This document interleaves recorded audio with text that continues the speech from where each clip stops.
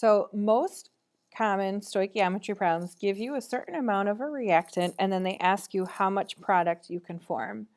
So just to refresh your memory, the reactants are the things to the left of the arrow,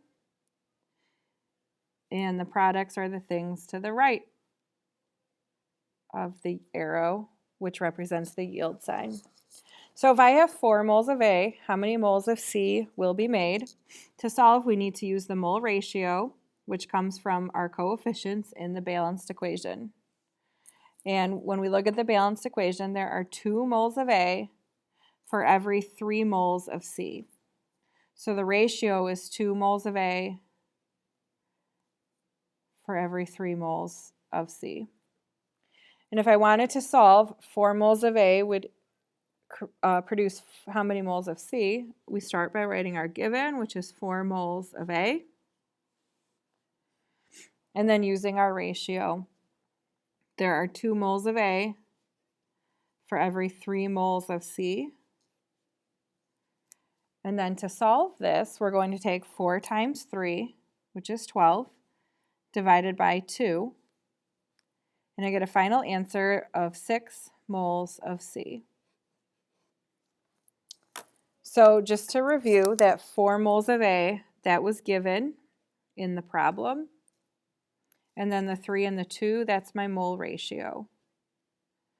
And those numbers came from the balanced equation, the coefficients.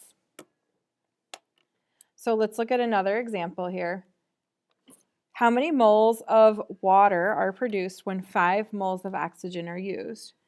So 5 moles of oxygen is my given. Moles of water is what I'm trying to find. So I have 5 moles of oxygen, and I'm asking how many moles of water there are. You'll notice that even though there are 3 things in this equation, we can only work with 2 at a time. So for the time being, we can ignore that 2H2. To set up, I'll write 5 moles of oxygen. That's my given. And then looking at the coefficient, I don't see any in front of oxygen, so we can say that 1 mole of oxygen will produce 2 moles of water. To solve, I multiply across the top, so 5 times 2 equals 10, divided by 1. I get a final answer, 10 moles of water. So what this says is if I started with 5 moles of oxygen, I would make 10 moles of water. In summary, if I'm trying to convert from moles to moles, I'm going to take my moles given times my mole ratio, and that will equal moles of what you're trying to find.